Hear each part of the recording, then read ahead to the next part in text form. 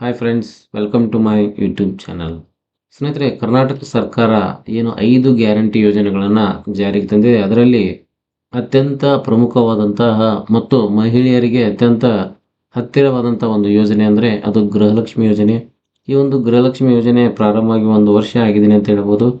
ಇದರ ಒಂದು ಲಾಭವನ್ನು ಸಾಕಷ್ಟು ಕರ್ನಾಟಕದ ಸಾಕಷ್ಟು ಮಹಿಳೆಯರು ಪಡೆದುಕೊಂಡಿದ್ದಾರೆ ಅಂತಲೇ ಹೇಳ್ಬೋದು.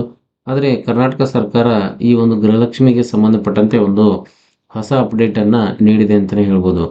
ಸ್ನೇಹಿತರೆ, ಇನ್ನು ಮುಂದೆ 2 ಲಕ್ಷ ಮಹಿಳೆಯರಿಗೆ ಈ ಒಂದು ಗೃಹಲಕ್ಷ್ಮಿ ಯೋಜನೆಯ ಹಣ ಅಂದರೆ ಪ್ರತಿ ತಿಂಗಳು ಏನು ₹2,000 ಹಣವನ್ನು ಪಡೆದುಕೊಳ್ತಾರೆ, ಅಂತಹ ಹಣ 2 ಲಕ್ಷ ಮಹಿಳೆಯರಿಗೆ ಬರಲ್ಲ.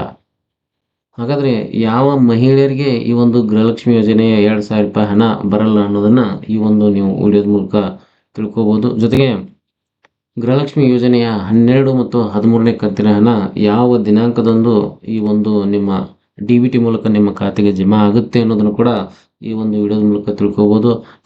ಇದಲ್ಲದೆ ಸ್ನೇಹಿತರೆ, ರೇಷನ್ ಕಾರ್ಡ್ ಅಪ್ಡೇಟಿಗೆ ಸಂಬಂಧಪಟ್ಟಂಥ ಒಂದು ಹೊಸ ಮಾಹಿತಿಯನ್ನು ಕೂಡ ನೀವು ಈ ಒಂದು ವಿಡಿಯೋದ ಮೂಲಕ ತಿಳ್ಕೊಬೋದು. ಸ್ನೇಹಿತರೆ, ಈ ಒಂದು ಚಾನಲನ್ನು ನೀವು ಫಸ್ಟ್ ಟೈಮ್ ನೋಡ್ತಿದ್ರೆ ದಯವಿಟ್ಟು ಸಬ್ಸ್ಕ್ರೈಬ್ ಮಾಡ್ಕೊಳ್ಳಿ ಮತ್ತು ಪಕ್ಕದಲ್ಲಿರ್ತಕ್ಕಂತಹ ಬೆಲ್ ಬಟನ್ ಅನ್ನು ಕೂಡ ಪ್ರೆಸ್ ಮಾಡಿ. ಇದರಿಂದಾಗಿ ನಾನು ಪೋಸ್ಟ್ ಮಾಡುವಂತಹ ಹೊಸ ಹೊಸ ವಿಡಿಯೋಗಳ ಒಂದು ನೋಟಿಫಿಕೇಷನನ್ನು ನೀವು ಪಡ್ಕೋಬೋದು. ಜೊತೆಗೆ ಮಾಹಿತಿಯನ್ನು ನೀವು ಮೊದಲು ತಿಳ್ಕೊಬೋದು ಅಂತ ಹೇಳ್ತಾ, ಸ್ನೇಹಿತರೆ, ಗೃಹಲಕ್ಷ್ಮಿ ಯೋಜನೆ ಅಂತಂದ್ರೆ ಸಾಕಷ್ಟು ಮಹಿಳೆಯರಿಗೆ ಇಷ್ಟ ಆಗುತ್ತೆ ಅಂತಲೇ ಹೇಳ್ಬೋದು. ಯಾಕಂದರೆ ಗೌರ್ಮೆಂಟ್ ಸಹ ಅಂದರೆ ಕರ್ನಾಟಕ ಸರ್ಕಾರವೇ ಫ್ರೀಯಾಗಿ ಒಂದು ₹2,000 ಹಣವನ್ನು ಪ್ರತಿ ಮಹಿಳೆಯರಿಗೆ ಖಾತೆಗೆ ಜಮಾ ಮಾಡಲಾಗುತ್ತೆ. ಅದರಲ್ಲೂ ಕೂಡ ಅವರ ಆರ್ಥಿಕ ಸ್ಥಿತಿಯನ್ನು ಸುಧಾರಣೆ ಮಾಡಲು ಸರ್ಕಾರ ಏನು ಈ ಒಂದು ಗೃಹಲಕ್ಷ್ಮಿ ಯೋಜನೆಯನ್ನು ಜಾರಿಗೆ ತಂದಿದೆ. ಹೀಗಾಗಿ ಈ ಒಂದು ಯೋಜನೆ ಮಹಿಳೆಯರಿಗೆ ಅತ್ಯಂತ ಇಷ್ಟವಾದಂಥ ಒಂದು ಯೋಜನೆ ಅಂತಲೇ ಹೇಳ್ಬೋದು. ಸ್ನೇಹಿತರೆ, ಹಾಗಾದರೆ ಈ ಒಂದು ಗೃಹಲಕ್ಷ್ಮಿ ಯೋಜನೆಯ ಹಣ ಸರ್ಕಾರ ನೀಡ್ತಾ ಇದ್ರೂ ಕೂಡ ಈ ಒಂದು ಸರ್ಕಾರದ ಅಪ್ಡೇಟ್ ನಾವು ನೋಡೋದಾದ್ರೆ 2 ಲಕ್ಷ ಮಹಿಳೆಯರಿಗೆ ಗೃಹಲಕ್ಷ್ಮಿ ಯೋಜನೆಯ ಹಣ 2 ಲಕ್ಷ ಮಹಿಳೆಯರಿಗೆ ₹2,000 ಹಣ ಬರಲ್ಲ ಅನ್ನೋ ಒಂದು ಹೊಸ ಅಪ್ಡೇಟನ್ನು ಸರ್ಕಾರ ನೀಡಿದೆ.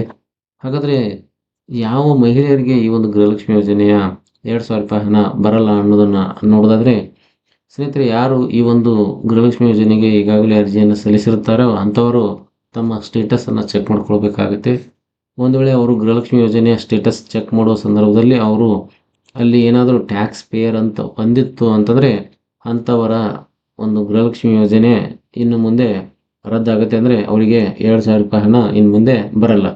ಒಂದು ವೇಳೆ ಗೃಹಲಕ್ಷ್ಮಿ ಯೋಜನೆಯ ಸ್ಟೇಟಸನ್ನು ನೀವು ಚೆಕ್ ಮಾಡಿದಾಗ ಅಲ್ಲಿ ಟ್ಯಾಕ್ಸ್ ಪೇಯರ್ ಅಂತೂ ಬರ್ತಿತ್ತು. ಬಟ್ ಆದರೆ ನೀವು ಟ್ಯಾಕ್ಸ್ ಪೇಯರ್ ಆಗದೇ ಇದ್ದಲ್ಲಿ ನೀವು ಅಂಥ ಸಂದರ್ಭದಲ್ಲಿ ಮಹಿಳಾ ಮತ್ತು ಮಕ್ಕಳ ಕಲ್ಯಾಣ ಇಲಾಖೆಗೆ ನೀವು ಭೇಟಿಯಾಗೋದ್ರ ಮೂಲಕ ನೀವು ದೃಢೀಕರಣ ಪ್ರಮಾಣ ಪತ್ರವನ್ನು, ಅದರಲ್ಲಿ ಕೂಡ ನಾನು ಟ್ಯಾಕ್ಸ್ ಪೇ ಮಾಡಲ್ಲ ಅನ್ನುವ ಒಂದು ದೃಢೀಕರಣ ಪ್ರಮಾಣ ಪತ್ರವನ್ನು ನೀವು ನೀಡಿದ್ದೆ ಆದಲ್ಲಿ ನಿಮ್ಮ ಅಪ್ಲಿಕೇಶನನ್ನು ಅವರು ರಿವೆರಿಫಿಕೇಷನ್ ಮಾಡಿ ನಿಮ್ಮ ಒಂದು ಹಣವನ್ನು ಅಂದರೆ ಗೃಹಲಕ್ಷ್ಮಿ ಯೋಜನೆ ಹಣವನ್ನು ಮುಂದಿನ ದಿನಗಳಲ್ಲಿ ಹಾಕಲು ಒಂದು ಮಹಿಳಾ ಮತ್ತು ಮಕ್ಕಳ ಕಲ್ಯಾಣ ಇಲಾಖೆ ಪ್ರಯತ್ನ ಮಾಡುತ್ತೆ ಅಂತಲೇ ಹೇಳ್ಬೋದು. ಇದಲ್ಲದೆ ಸ್ನೇಹಿತರೆ, ಯಾರು ಈ ಒಂದು ಜಾಬ್ ಹೋಲ್ಡರ್ಸ್ ಇರ್ತಾರೆ ಅಂದರೆ ಗೃಹಲಕ್ಷ್ಮಿ ಏನು ಅರ್ಜಿಯನ್ನು ಸಲ್ಲಿಸಿರ್ತಾರೆ ಅಂಥ ಮಹಿಳೆಯರ ಮನೆಯಲ್ಲಿ ಯಾರಾದರೂ ಜಾಬ್ ಹೋಲ್ಡರ್ಸ್ ಇದ್ದರೆ ಅವರು ಟ್ಯಾಕ್ಸ್ ಪೇಯರ್ ಅಂದರೆ ಇನ್ಕಮ್ ಟ್ಯಾಕ್ಸನ್ನು ಪೇ ಮಾಡಲಿಕ್ಕೆ ಅವರು ಈ ಫೈಲನ್ನು ಮಾಡ್ತಾ ಇದ್ದರೆ ಅಂಥವ್ರಿಗೂ ಕೂಡ ಗೃಹಲಕ್ಷ್ಮಿ ಯೋಜನೆ ಹಣ ಇನ್ನು ಮುಂದೆ ಬರಲ್ಲ. ಹಾಗಾಗಿ ನೀವು ಕೂಡ ನಿಮ್ಮ ಈ ಒಂದು ಗೃಹಲಕ್ಷ್ಮಿ ಯೋಜನೆಯ ಸ್ಟೇಟಸನ್ನು ಚೆಕ್ ಮಾಡ್ಕೋಬೇಕಾಗುತ್ತೆ. ಯಾಕಂದರೆ ನಿಮ್ಮ ಗೃಹಲಕ್ಷ್ಮಿ ಯೋಜನೆಯ ಸ್ಟೇಟಸ್ನಲ್ಲಿ ಟ್ಯಾಕ್ಸ್ ಪೇಯರ್ ಅಂತ ಬರ್ತಿದ್ರೆ ದಯವಿಟ್ಟು ನಿಮಗೆ ಇನ್ನು ಮುಂದೆ ಗೃಹಲಕ್ಷ್ಮಿ ಯೋಜನೆಯ ಹಣ ಬರಲ್ಲ. ಅದನ್ನು ಮಾತ್ರ ನೀವು ಪಕ್ಕಾ ತಿಳ್ಕೊಬೇಕಾಗತ್ತೆ. ಇದಲ್ಲದೆ ಸ್ನೇಹಿತರೆ, ಗೃಹಲಕ್ಷ್ಮಿ ಯೋಜನೆಯ 12 ಮತ್ತು 13ನೇ ಕಂತಿಗೆ ಸಂಬಂಧಪಟ್ಟಂತೆ ಒಂದು ಮಾಹಿತಿಯನ್ನು ನೀವು ತಿಳ್ಕೊಬೋದು. ಈಗಾಗಲೇ ಸಾಕಷ್ಟು ಮಹಿಳೆಯರು 12 ಮತ್ತು 13ನೇ ಕಂತಿನ ಹಣ ಇಂದು ಬರುತ್ತೆ, ನಾಳೆ ಬರುತ್ತೆ, ಈ ಒಂದು ಗಣೇಶ ಚತುರ್ಥಿಗೆ ಬರುತ್ತೆ ಅನ್ನೋ ಒಂದು ಆತುರದಲ್ಲಿ ಇದ್ದರು ಅಂತಲೇ ಹೇಳ್ಬೋದು. ಆದರೆ ಸ್ವತಃ ಮಹಿಳಾ ಮತ್ತು ಮಕ್ಕಳ ಕಲ್ಯಾಣ ಇಲಾಖೆಯ ಸಚಿವೆಯಾಗಿರ್ತಕ್ಕಂತಹ ಲಕ್ಷ್ಮೀ ಹೆಬ್ಬಾಳ್ಕರ್ ಅವರೇ ಇನ್ನೂ ಕೂಡ 12 ಮತ್ತು 13ನೇ ಕಂತಿನ ಹಣವನ್ನು ನಾವು ಡಿ-ಬಿ-ಟಿ ಪುಷ್ ಮಾಡಿಲ್ಲ ಅನ್ನೋ ಒಂದು ಮಾಹಿತಿಯನ್ನು ಅವರೇ ಹೇಳೋದ್ರಿಂದ 12 ಮತ್ತು 13ನೇ ಕಂತಿನ ಹಣ ಇನ್ನೂ ಯಾರ ಮಹಿಳೆಯರ ಖಾತೆಗೂ ಕೂಡ ಜಮಾ ಆಗಿಲ್ಲ. ಇದಲ್ಲದೆ ಸ್ನೇಹಿತರೆ,